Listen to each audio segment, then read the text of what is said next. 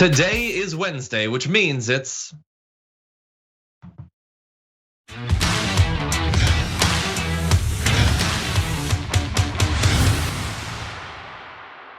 not only Big News Wednesday though, it's also all sorts of other things. I mean, It's Thanksgiving week. We've got Jayar Jackson. I'm shooting from home. Jayar, it's chaos. I apologize in advance. You know what? I wish you'd have told me about this so that I could have prepared myself better. I mean, we're shooting from home now. When does this start? What's the matter with you? It is kind of crazy. I don't know what people are gonna make of it.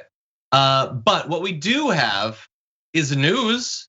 We've got news for you, a lot of it. It's probably gonna be pretty dark, but also very exciting news on this Big News Wednesday. We're gonna be throwing some people in the trash because we don't have a Thursday or Friday show, so we do have to take out the garbage at some point. We're not just gonna let it rot over the weekend. So Jayar is gonna be helping us choose the garbage people of the week. So that's exciting, Jayar. But you know what?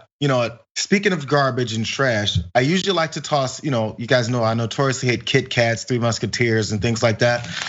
For today's edition of JR Candies, we have a new version of Kit Kats, right? What? Cookies and cream. Cookies and cream? Right, what? Right. But the problem is, it also still sucks. Well, it sounds worse, honestly. I don't think I would want that. Remember the white chocolate one they tried to trick people with? The regular one sucks already. Kit Kat knows they suck, so they're trying new things. There's nothing wrong with Kit Kat. You're a weirdo. Actually, it's not Kit Kat's fault. It's the cookie wafer fault because a wafer cookie sucks. Let's just keep it real. It ruins everything. Oh my God, there's so many bad food takes happening all in one week. But anyway, I don't have a problem with them. The problem I do have is that we, in the lead up to Halloween at TYT, got these massive bowls of candy. And I don't know if you know this, for the vast majority of the day, I'm literally the only person in the studio. So that seems like it's a personal attack against me to leave the candy out. And then, okay, we get past Halloween.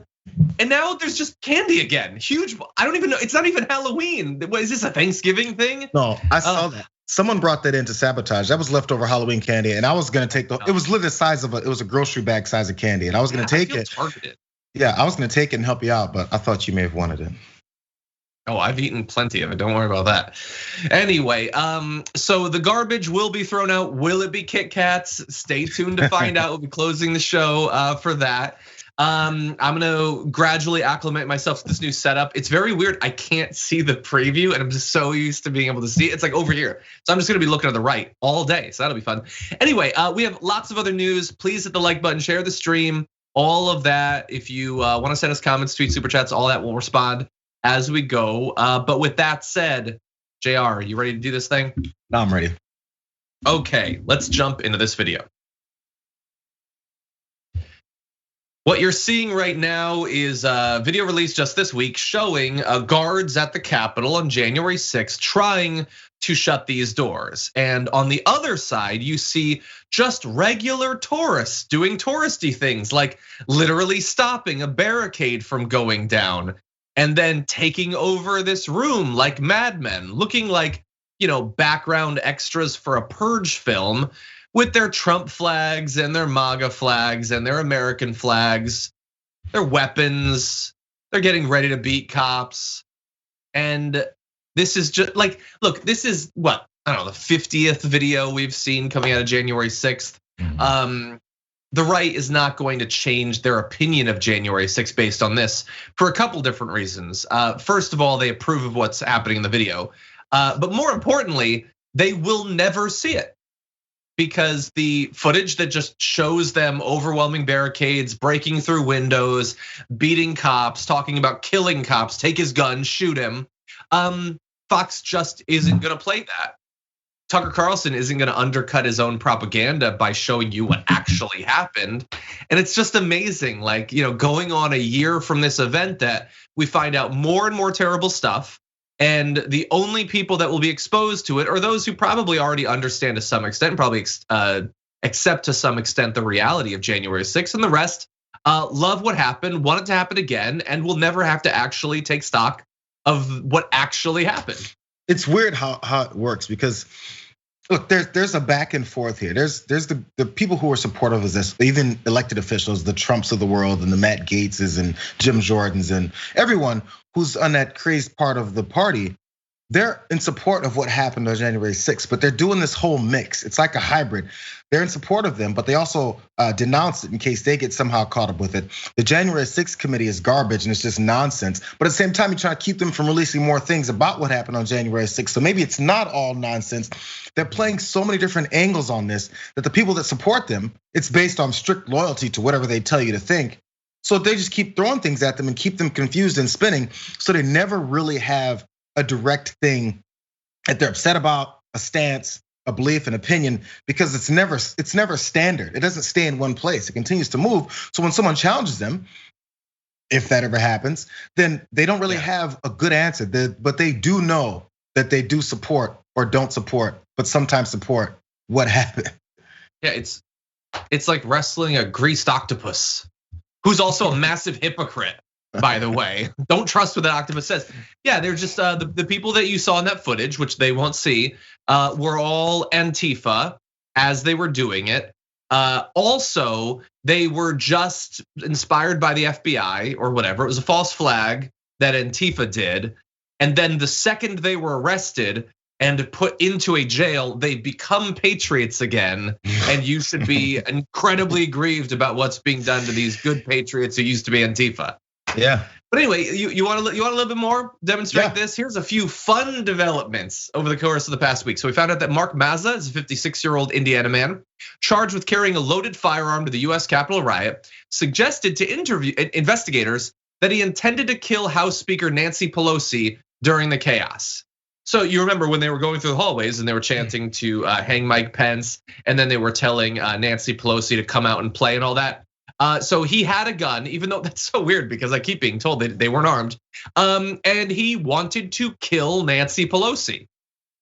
And that fact, you'll never hear again. Certainly it's not gonna show up in Tucker Carlson's multi-hour special or anything, that there was a guy that wanted to kill the Speaker of the House. So that's cool, Jayar. We have one more update, but what do you think about that? Yeah, well, okay, now we're gonna see what happens with this guy. But you can even admit to crimes, it doesn't matter. You can say it's exactly what I did, and that's what my intentions were, but at the same time, it doesn't matter, because again, who's gonna hear this? Who's gonna hear this? Where is that reported? What outlets is that put on? Who's tweeting about it?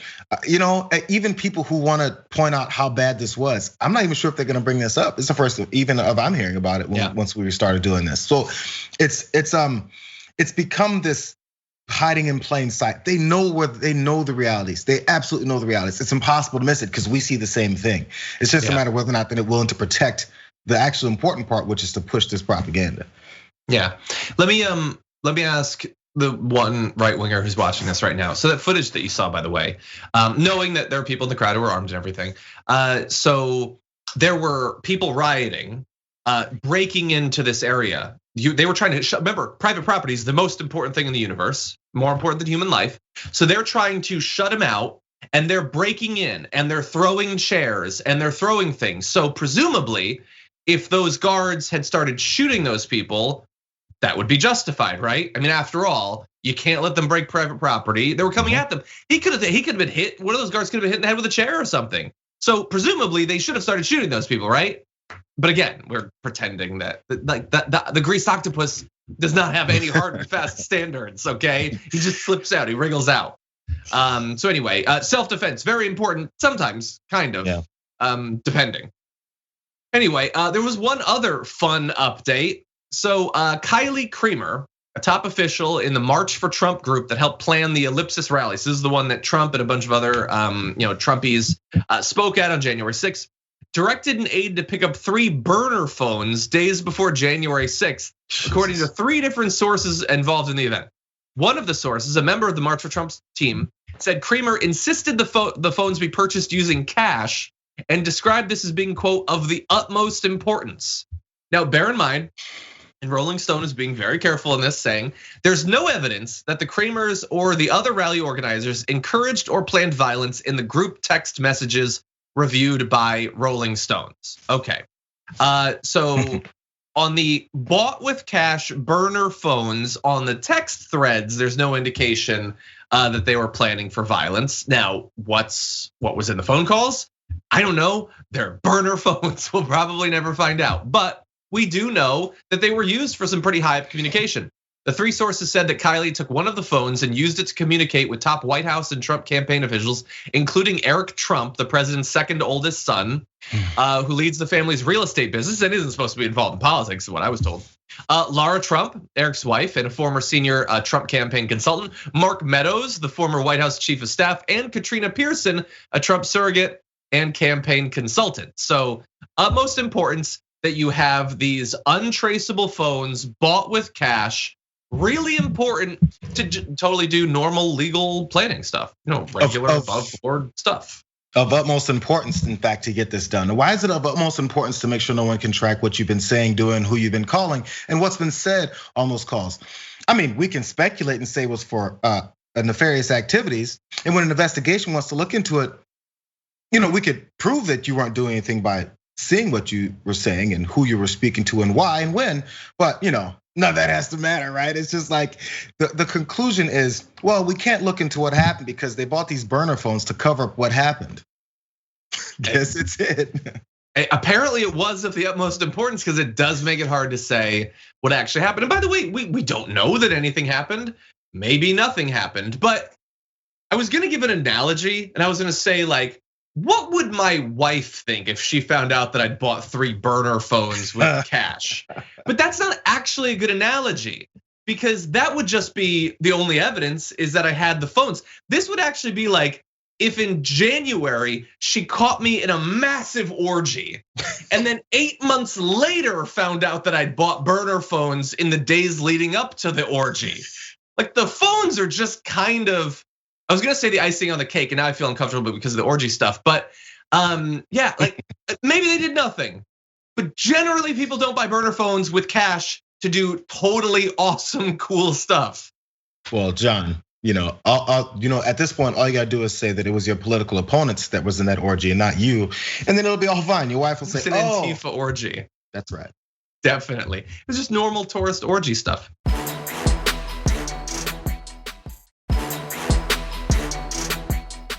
Anyway, that's not the only development in this area. Let's jump into this video. Look into what really happened that day. It was a deep state operation that almost triggered an extremely violent event at the Capitol. The terrible events of that day, as bad as they were microscopic compared to what the deep state was actually planning. So that is Alex Jones, the guy who's been doing shows for literally decades, totally gets how to light a shot. And so he's worried that January 6th could have been bad. I mean, oh no, it was totally bad. I'm admitting, but it could have been worse. But because of the deep state, because of the FBI, I guess. Because, how did they screw it up? I don't know. God only knows. They're supposed to be all powerful. They don't explain why. Why did it not get worse? I mean, after all, the Trump people did go in and riot. Anyway, and who does he think was there? They will say that the FBI had planted informants in it. Well, the thing about informants is that informants are parts of those groups. They've just also started to work with the FBI. That doesn't absolve the groups. That indicts the group even more. But then who was actually there? Who was actually rioting? He doesn't seem to still be saying it's Antifa, but he damn sure isn't saying that it was Trump fans that were doing that. But anyway, that's just your appetizer. The reason that we're talking about this is that the January 6th committee has asked Alex Jones and Roger Stone to provide testimony by the middle of next month about what happened, and to provide the panel with requested documents in about 2 weeks or so. So we already know that multiple people, including Steve Bannon, have decided that they're not going to participate in what the committee is doing. He doesn't plan to either, and he's going to explain why in this video. The story was Alex Jones and Roger Stone subpoenaed by the January 6th committee. Here's the problem with that. They will claim I lie about something to the committee, which isn't even true. I wouldn't lie. And then they will have the FBI and the Justice Department indict me for lying to Congress. I'm not stupid. So they've been asking why other people aren't declaring the 5th. I'm probably gonna declare the 5th, not because I've done anything wrong, but because these people are political criminals that have an axe to grind and have been bragging everywhere they want to put me in prison, okay? I'm 47 years old, don't have any felonies, any of those issues. I'm a good person, a family man, and I don't intend on spending the rest of my life in prison. No, sir. Don't want to have that happen. And so, I don't want to testify before them because they will lie and say that I lied. And I really do want to testify to Congress. And so if they let me testify live in front of the cameras or depose me on C-SPAN, I will probably do it. That way they can't twist what I said later. But I've seen what they've done to other people, and there's no way I'm going to go behind closed doors with Schiff and all these other crazy people and Swallowswell, the Chinese agent, and let them sit there and claim that I've done something wrong or claim that I lied to Congress. Oh, okay, really fast, Jared, just so I don't forget a few of these tiny points. Totally. Calling Eric Swalwell Swallowswell is just a really weird thing for a guy who claims to be 47, who's definitely older, but a full-grown adult to be saying, that's a weird thing to say. Also, I love the optics of a guy backpedaling as fast as he can while the beep, beep, beep goes off. That's great. And then this guy, like, he can't even sell the acting. He's like, well, maybe if they let me do it live. What are you, the stroking of the beard? How fake can you be? Yes, you'd love to be able to shout out that people should go to your website live on C-SPAN or whatever. Honestly, I don't even care. Let him do it live or whatever. It'll be a farce. They love that stuff. But he does have to apparently come in. I don't even know if he knows anything. Honestly, I can't imagine that they would be planning through him this really important stuff. I think Roger Stone is more likely, considering his ties to these different militia groups and everything, to know something. But man, that was some backpedaling, Jayar. Yeah, it's constant. Now, he's a family man. First, let's make sure you know this. He's a family man. So when he talks to his kids, he talks about Swallowswell, and that's a good family man activity to talk about with any of your political opponents. So now, by the way, he's talking about how he wants to have this deposition in private or not in private where they can spin his words. We've seen an Alex Jones deposition when he had to talk about his interactions and what he said and what he did surrounding the Sandy Hook conspiracy theories that he was pushing. Those didn't go over very well. He didn't look good. After we saw what he said, I don't think spin was happening. It was just listening and gasps. And it was, really? Like, that's your defense? This guy's not good at these things. Now, again, maybe the reason is to promote himself and save his show, because we saw him begging billionaires or rich people, wealthy people specifically, for money, because that's gonna change the whole world. So yes, this is probably an audition to probably generate some more attention and money around his show. But I guess the risk and the gain really isn't gonna even out for him, because he's just, it's not even that he's not good at it. The facts just don't line up with you. You can't win an argument when you're just the bad guy. Yeah, and in terms of the facts not lining up, like that video was very long. I had to watch more than 5 minutes straight of Alex Jones this morning. That was a weird experience.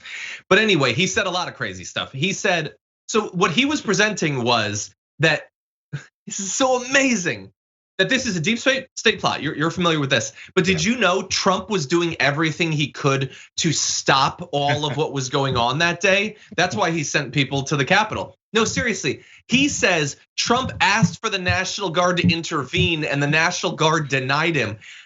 I don't even think Trump is claiming that. I have not heard Trump say that. No, Trump was desperately trying to get the military to come in to save democracy from these FBI informants who are holding Trump fans, but somehow aren't Trump fans. I don't know. He said that the kidnapping plot against Gretchen Whitmer was a false flag too. Both were planned by the same FBI agent. He admits he was working with Ali Alexander, which might be one of the reasons they want him to come in and testify. But it's just too bad that Trump wasn't able to save us as he was desperately trying to do so.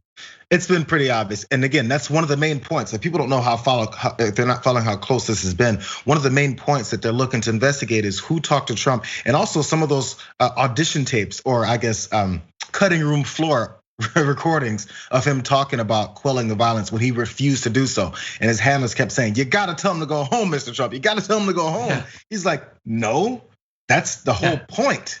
But you can, now, by the way, you can prove how much he wanted to end this by showing us the tapes.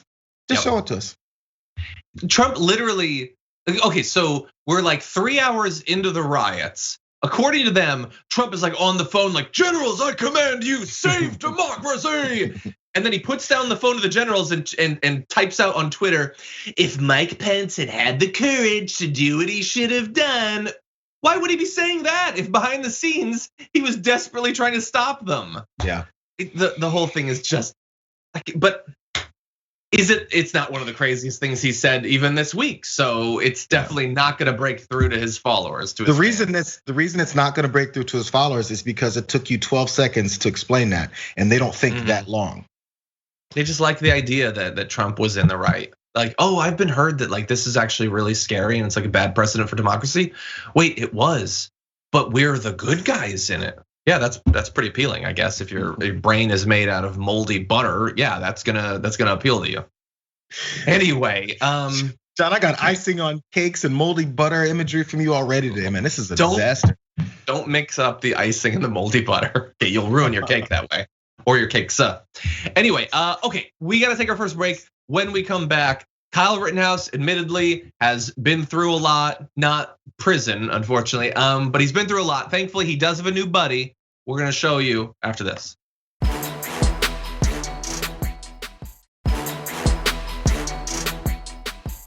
Okay, everyone, prepare yourself. Jump into this video. I know you met with Kyle Rittenhouse. By the way, I have to say, Kyle, I got to know him a little bit. He called. He wanted to know if he could come over and say hello because he was a fan, unlike the other guy. He came over with his mother.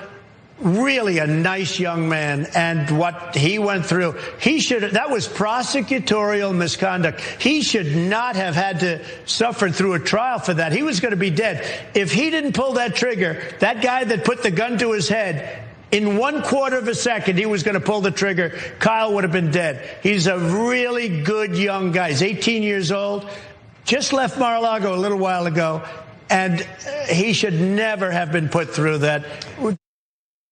Okay, so that video serves as a reminder of a few things. One, that Trump was encouraging vigilantes all throughout 2020. You might have forgotten that too.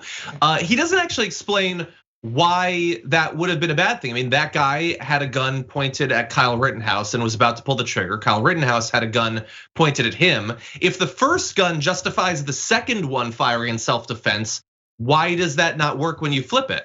I mean, after all, if the first guy had shot and killed Kyle Rittenhouse, he was saving his life. Kyle was about to kill him. You're even saying he should have killed him. But again, there are no standards here. The overall point though, Jayar, is that he's very happy to have Kyle Rittenhouse as a fan. Now, we're not supposed to assert anything about his politics or how that might have played into his decision to go to Kenosha, but we do know he's now made a documentary with Tucker Carlson and he flew across the country to hang out with Donald Trump. So, but don't learn anything from that, Jayar. Don't try to draw any lessons from that. Well, the one thing you can learn from what the former president was saying there was that the judicial system doesn't need to exist. He said he should have never even gone through that. He should have never even put on trial. So what do we do when someone gets killed? What if it's someone that you don't like? What if it was the congressional shooter who was shooting through Republicans, who was more left-leaning? Should there be no trial? I mean, we know that he got caught up and everything. So should we just not do it? I mean, is it across the board? Is it we don't have any trials and there's no arrests, there's no convictions, there's no charges at all for anyone who shoots anyone in the country? Or is it only who you deem shouldn't have a trial? Yep. It sounds like authoritarianism to me. It sounds like it's supposed to be based strictly on your politics only. That's not a judicial system. That is a punishment system for people who disagree with you, and it's a release system for those who agree with you and do your bidding. That doesn't sound like America to me, but for some reason we're accepting that as a normal thing these days. Yeah, again, we want these standards. I will just Google greased octopus. You should know how this works by now. So look, I personally think that the cop that shot Ashley Babbitt, they did an investigation. They definitely should have done an investigation. Not according to Trump. It was self-defense. They shouldn't have even investigated it. It's a bizarre thing to say. The whole thing is bizarre. And look, now the photos are out. You've got Kyle Rittenhouse doing the Trump thumb there in that photo. He's posing. That guy was president. It's insane. There's a photo of him and Kim Jong Un in the background. You've got this next photo is Don Jr. didn't make this. I doubt he knows how to load Photoshop, let alone Photoshop something. But the son of the former president is just a guy that gets memes and posts them online. That's what his life is now. So yes, so not only would Kyle Rittenhouse not go to jail for killing multiple people and putting himself in a position to do that where he never should have been, he should actually be honored, the greatest honor that an American should get. And they are joking in that it's a meme, but they're not joking in that, yes, to the Trump movement, these are the best things you can do. There are two people they admire. I talked about this on the pre-show. Ashley Babbitt and Kyle Rittenhouse, for two reasons. Ashley Babbitt was willing to die for Trump. Kyle Rittenhouse was willing to kill for Trump and the 100%. MAGA movement. And that's the point of you. You should just give the elites what they want by losing your life or taking a life.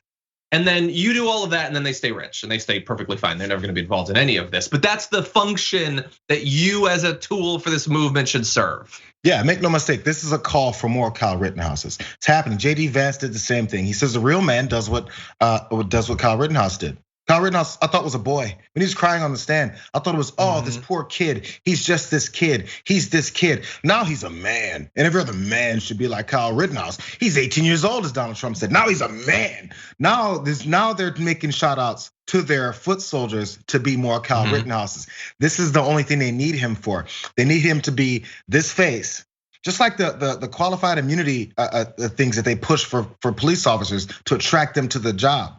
You're gonna get away with things if you come and work for us and do the things that we think you should do. You should commit violence. And after you commit violence, you should get off, just like Kyle Rittenhouse. This is a perfect scenario. This is what we need. This is a call for more of this, and it's blatant and it's open. There's no mistaking about it. The people that are watching that are supporters of this guy are going, sounds like a good idea. Am I a real man? Yeah. And by the way, like, there are plenty of former mass shooters, school shooters that didn't even expect to live past their crime. They thought it would make them noteworthy. It would make them a national figure. So maybe the next Kyle Rittenhouse does spend a little bit of time in prison, but he's still gonna be a hero, still gonna be a legal martyr at that point, maybe even more so if you end up going to jail. And you'll know that they will give you documentaries. And they will raise millions of dollars for you, and high-profile whack job right-wing lawyers will donate their time to you and probably grift you and steal your money, but they won't learn.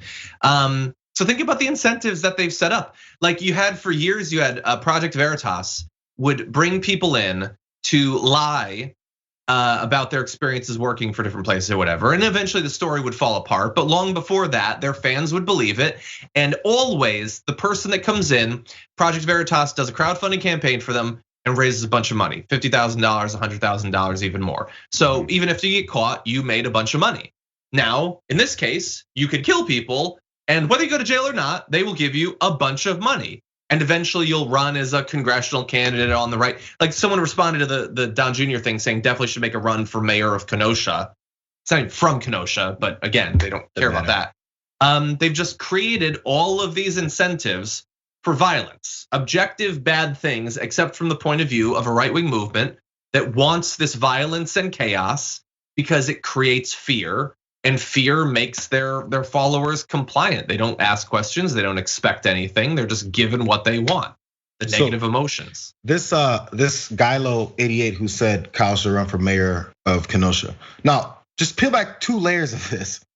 Why should he run for mayor of Kenosha? Again, this is power from the government. I thought we were against government, but you need Kyle Rittenhouse as the mayor of Kenosha.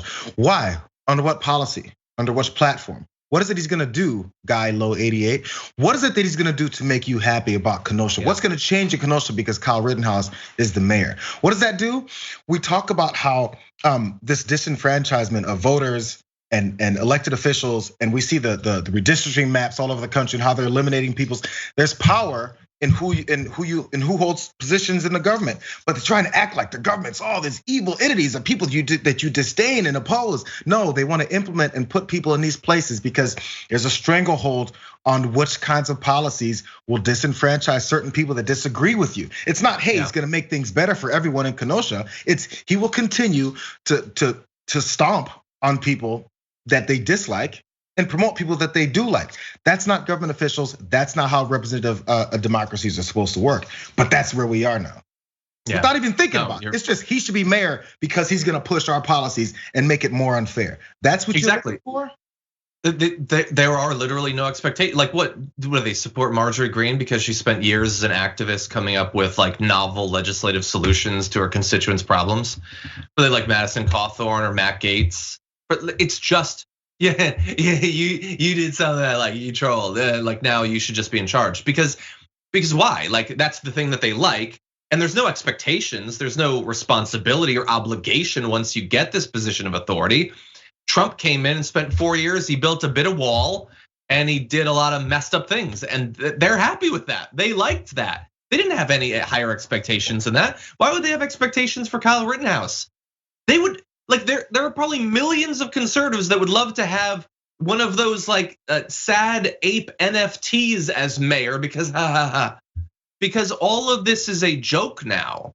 They've been trained to think of it. It's the political nihilism that AOC has been talking about over the last week or so. That is what we're up against.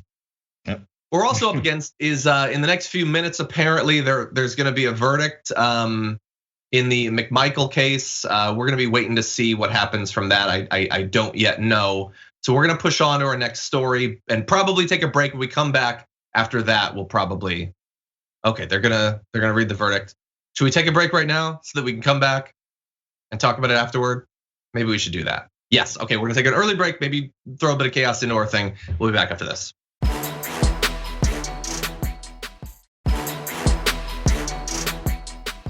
Okay, so while we were in our last break, we've started to get details. The details are still super sketchy. Do we have anything more before I launch into this? We just have the one result? Okay, then we'll go with that. Okay. The verdict is now literally being read as we're saying this in the trial of the McMichaels, the gang of white men who decided to grab guns, jump in a truck, hunt down and murder Ahmaud Arbery. As of right now, Travis McMichael has been found guilty on all counts. Greg McMichael's verdict is being read. I am not the savvy, legal mind you need. We could bring in like Adrian Lawrence to figure out ahead of time why they would be different results. Apparently he is being found guilty, but not on all counts. Okay, we're gonna be getting more details as we go. But Jayar, it's looking like a fast deliberation and actual guilty verdicts. Yeah, I mean, it happens every once in a while, right? It's a little too open and shut on this one, and which again, you can see this indication, and you can probably see it in many kinds of media responses. As this was going, I like to check in sometimes on conservative outlets, specifically Fox News. And as this was happening, the degree to which they've talked about the details of this trial as they've unfolded versus what they were following on Rittenhouse is astronomically different. I think it's 13 times difference. I mean, okay, it's not a surprise, but it doesn't get any clearer to what the agenda is, who they support and who they're against. Now, they know that this is what was bad. I'm sure they're not gonna come out with, I can't be sure of it, but I would assume they wouldn't come out with op-eds and articles about how this was a bad decision. So when it's these types of things that are open and shut, they can't give a social, assessment of where we are because of events like this. They just kind of ignore it and act like it doesn't happen. That's why anytime something is so obvious and blatant that happens from conservatives that commit this kind of violence, they just kind of don't talk about it so that the next time they can go back to saying it doesn't happen. Tucker Carlson can continue to say there's no such thing as white supremacy in the country because he ignores these instances of it. If he talked about it, he can't go on the next day and then say, yeah, so by the way, people keep talking about white supremacy, you're crazy. Because then people who watch him will go, well, yesterday you just showed it because it's there. You have to ignore it and say it doesn't happen. Yeah, it's like what we've talked about a lot on all of these. And again, like there's distinctions rightfully made on mainstream media, CNN, MSNBC versus like independent progressive media. Those distinctions don't make any sense on the right. Whether it's Ben Shapiro or it's Tucker Carlson, they are news shows. But they're news shows that can't ever actually talk about what's going on because there are actual issues in the world. And if you talk about them, as Jayar is saying, well, then people start to learn a little bit and they start to expect you to do something. They can't get into this. That's why they don't cover it. It was indisputable in this case that this is a modern day effectively lynching. They believe that this guy did something wrong. screw the judicial system. We're just gonna go and we're gonna kill this person. And that looks really bad for them. So they just don't talk about it. They certainly don't talk about the development since then, by the way. And you might be led to believe, well, sure, it's 13 times difference in coverage, but like it's so obvious, maybe that's why you don't have to talk about it. No, they've given us plenty of reasons to talk about it, and we have. When they craft what they think is gonna be a friendlier jury, apparently that didn't work, so good, let's acknowledge that. But that would be a great inroads talking about how juries are manipulated historically in the United States. When the lawyers for the McMichaels regularly came out with these insane racist comments intending to bias the jury against Ahmaud Arbery, you could talk about those things, but you can't talk about those things because then you have to talk about race and racism and bias and prejudice and all of that. And by the way, we're seeing Gregory McMichael guilty on all charges except one count of malice murder. Again, I'm not the legal expert. I do see that Adrian Lawrence tweeted "Take him away in chains," and I like that. I don't mind that, Jayar. It's good legal analysis there. Yeah. So yeah, no, there was, when you saw the Hail Marys happening, we all saw this was going on. There's plenty that could be talked about with this trial. And by the way, there were many what people may see as middle of the road or liberal or progressive outlets that talked about what's going on in the trial with Rittenhouse. So yeah, the coverage does happen that way. Now, if we're talking about the judge or the crying on the stand, all those things were covered, from both sides. It's a matter of whether or not how people took it. It's covered though. Like the problem is conservative outlets like this can't cover it in any kind of way because then they'll have to defend it because this is who their audience is. This is who their supporters are. So to cover it, you kind of have to show what's happening right in front of us. So you just don't do it. And, sure. It doesn't work out that way from what you would. And people are saying that the specific charges having to do with malice murder is talking about that the beginning of the entire incident was motivated by a desire to murder, which is obviously much more difficult to prove. It's obviously clear that they were willing. You don't grab a shotgun because you're really against violence and everything. Yeah. William Bryant's verdict is being read right now, guilty but not on all counts. And maybe it'll end up being the same thing about the malice murder, but. Now, William Bryant is the one that was filming, right? Who was the third? I believe that that's true, the non-brother. And so look, this is more like justice, but it's like potentially an end, but it's still like Ahmaud Arbery doesn't come back. Maybe a lesson is sent out there to other wannabe, again, vigilantes. Maybe this will help to counterbalance a bit of the incentives being given to people to take the law into their own hands. But I will remind you, in this case with Rittenhouse, we talked in the pre-show about the woman who ended up getting shot. She was pregnant. Like, if these people did not walk around regularly with guns, none of these people would be dead. Okay, Kyle Rittenhouse was not going to have his head bashed in with a skateboard. That simply is not going to happen, especially if he's not in Kenosha. If they hadn't had their guns, Ahmaud Arbery would not have killed those 3 men with his bare hands. And probably they wouldn't have killed him either. The guns allow things to escalate instantaneously to death. That's what happens. We need less guns. There's a lot of other stuff that we can talk about, but that is a clear takeaway. In all of these cases, people's lives would be better. Ahmaud Arbery would be alive. They wouldn't be going to jail likely for the rest of their lives. Kyle Rittenhouse would not be facing multiple trials that are gonna take up the next 10 years of his life. Oh, and by the way, the people he killed wouldn't be dead either. The world would be a better place if these people weren't convinced that they need to constantly be armed for war.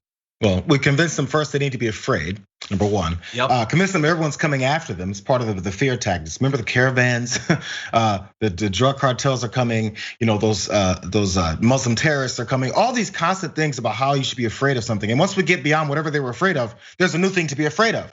So that's why the masking things are happening. That's why the anti-vaccine stuff is happening. You have to always be afraid of something. And regardless of what you're afraid of, when it comes to medical issues like we're talking about here, to immigration issues, to economic issues, to your job security, all of it ends with, but you gotta have your gun to make sure that doesn't happen. It all circles back to, but you gotta be violent in response. Now, the easy way to be violent is to have a gun. If you have a skateboard and you have to beat someone to death, that's gonna take a lot of blows to the face and the head, and that's gonna get gruesome, and it's probably gonna be burned into your brain for the rest of your life. Or if you're gonna jump on somebody who's running through a neighborhood, you gotta beat them to death.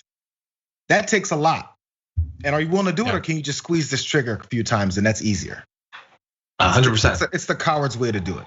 Yeah, look, maybe I'm crazy. I don't think that people regularly beat other people to death with their bare hands during like arguments on the street. I don't think that that generally is what happens. I understand there are movies and some people just believe everything they see in movies. That doesn't generally happen. It is very difficult to take a person's life with your bare hands. It is very easy if you put a gun into that hand. And but maybe I'm biased. I'm not making money off the sales of guns, I guess. Yeah, and if a jury sees video of you literally beating someone to death, that's pretty gruesome. And they can have a judgment on your mindset. They see you shoot someone, they'll be like, oh, he was just scared and he had this reaction. Sure. It's a lot less of an indictment on your character if you're just squeezing the trigger. By the way, I want to read just a little bit more from Adrian. It says, the fact that the jury did not find Gregory McMichael on all counts is a good sign. It shows they applied the facts to the law. You don't want the defendants going to the appellate court saying the jury found all defendants guilty on all counts, indicating that they didn't understand, etc. By not finding guilt on each and every count against all three defendants, the jury's decision reflects thought. That's a great point. I hadn't thought about that. And by the way, there still will be appeals for literally years. And by the way, I have no interest in them being executed by the state or whatever. Again, I'm not a greased octopus. I have actual standards that don't just apply to people like me, but to everyone. But anyway, I'm sure we'll find out more. But this is just the immediate reaction from myself and Jayar. Yeah. Any other thoughts, Jayar? No, not from here. It's got like to the limit. There's very little that can be done to make the family feel better. But this is certainly better than what I had been worried was going to happen.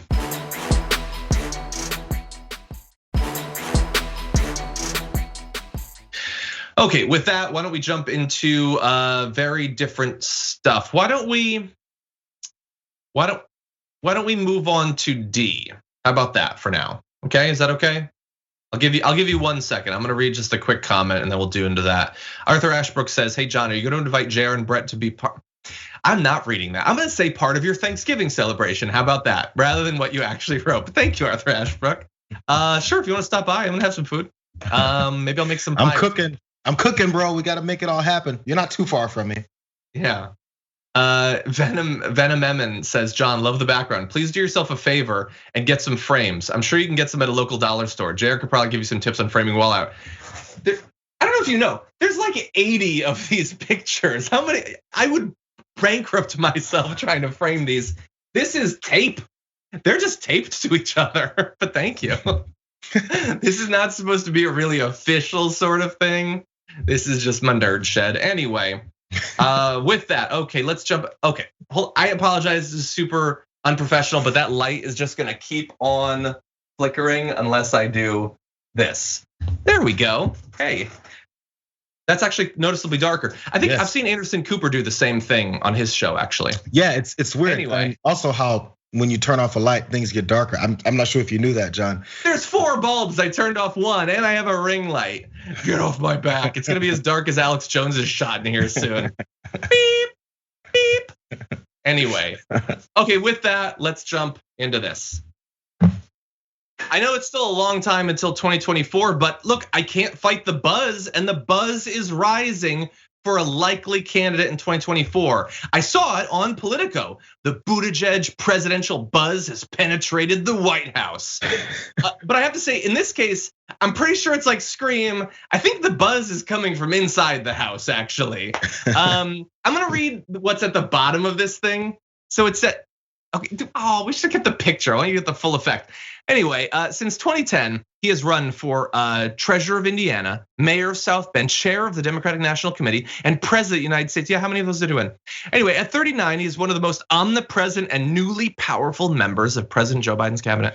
But he says he's not thinking about what comes next, even as he's buzzed about a potential Biden heir. This is not about him. He's not getting ahead of himself. He just loves transportation. Dude loves trucks and trains and planes. That's why he's there. It's not a stepping stone. It's not to set up a run or whatever. And he is just as caught up in this thing as the rest of us. Everywhere you go around America, you hear it. Pete, Pete, Pete. And eventually they're in the White House. They're like, we can't work. And they open up the window and it's Pete, Pete, and you can't deny it, Jayar. The buzz is sweeping the nation. I woke up thinking about Pete Buttigieg this morning. I mean, the buzz was there. It's crazy. There was a bee that flew by me. Instead of buzz, I heard Pete. It's crazy. Like the buzz is real, bro. Pete.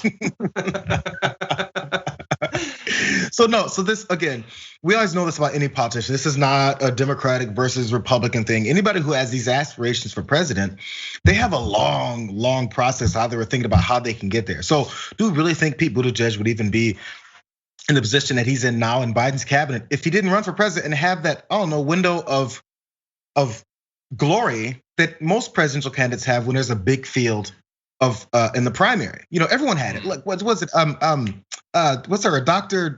Who's our doctor? The brain surgeon who tried to kill his mom. I'm blanking on his name. About Ben Carson? Carson had a moment of glory in the Republican primaries. True, he did. Everybody gets their moment, except for, of course, the bottom tier guys. So if he didn't get that moment of glory, do we really think he would hold the position right now? Which again, is supposed to propel him to that next stage. Now we knew there were, from the general consensus of the establishment part of the party, it's, oh, this guy's a new rising star. That's why he got this next position. And I'm not necessarily mad at that, but it has to be manufactured hype in order to get people to think about him again. That's what it is. I mean, look, if he want, like, I'm not against him trying to do all of these things. Sure, run for whatever you want. And I get why some centrists, the status quo is great Democrats are like, sure, he's young, you know? I get it. And nothing against him. He can do whatever he wants. And by the way, let me just say, because we were talking about Buttigieg quite a bit during all the paid leave stuff. The people who literally can't talk about him for 5 seconds without making some sort of disgusting homophobic joke can literally go to hell. It has nothing to do with anything. But we can see manufactured hype. Brooke in the chat says it's very Tobias hyping up the Funke name around the office. Like he definitely was trying to put a water thing on and then fell while talking about this Funke guy. This is like Politico has this story about him. That's just his team talking to Politico. That's literally all it is. And he's gonna play into it. So let me read some quotes. I'd say the other thing that I'm really enjoying about this job, although it's very demanding and obviously requiring a lot, is that this is the least I've had to think about campaigns and elections in about a decade. And that's a very good thing, he told Politico on Friday, amidst people in hard hats and bright yellow safety. Is this a campaign ad? You don't have to mention the hard hats. He said he's not contemplating the race to be Biden's successor. He's just thinking about tires and road signs and stuff, that's all. He's rolling up his sleeves.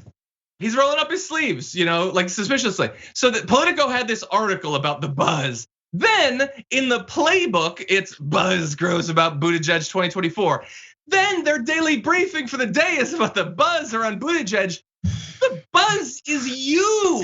It's like you making mosquito noises and being like, will someone shut a window?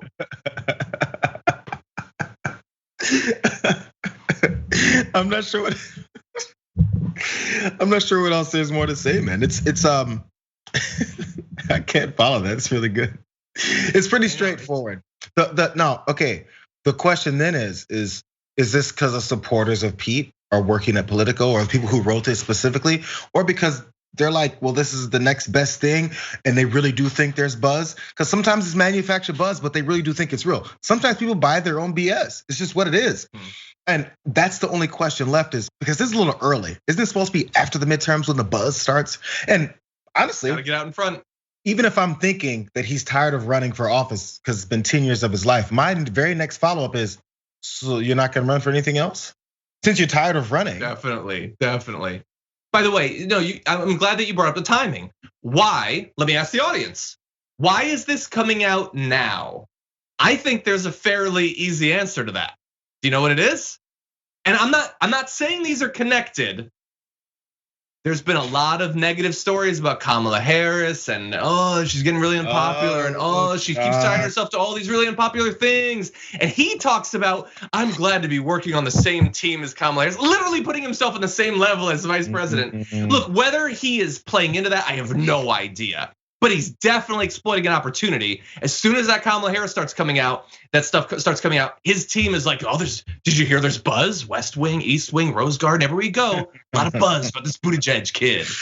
John, anyway. You keep Kim with these conspiracy theories, bro. You're gonna have to put on a tight shirt and start growling at people. Listen, I'm gonna let you guys know. Beep, beep, beep. Anyway, sure, run. And that's why, like, I'll have more to say as we get towards that campaign. Don't worry. It's weird who the buzz tends to go around in DC and who it doesn't. All I'm saying anyway, is wealthy people. We're out of time, unfortunately. We got to end this first hour. We'll have more. So don't go anywhere. We got lots more news, including Garbage People of the Week. That'll be coming up for you on Twitch, YouTube, and the Members app after this.